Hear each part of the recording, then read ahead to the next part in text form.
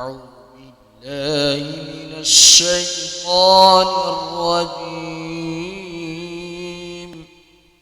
بسم الله الرحمن الرحيم.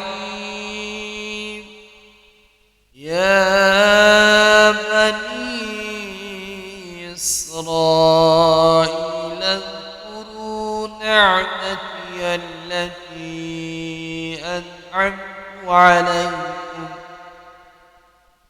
أنعمت عليكم وأوفوا بعهدي أوف بعهدكم وإياي فارهبون.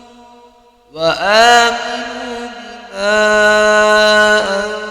أنزلت مصدقا لما معكم ولا تكونوا أول كافر به ولا تشتروا بآياتي ثمنا قليلا وإياي فاتقون.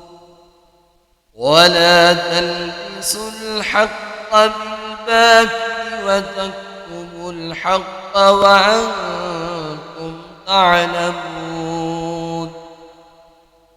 وأقيموا الصلاة وآتوا الزكاة واركعوا مع الراكعين.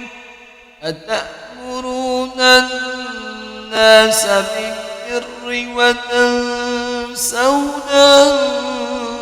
أنفسكم وأنتم تتلون الكتاب أفلا تعقلون.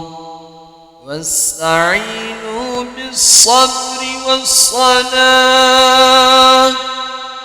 وإنها لكبيرة إلا على الخاشعين الذين يظنون أنهم ملاقو ربهم وأنهم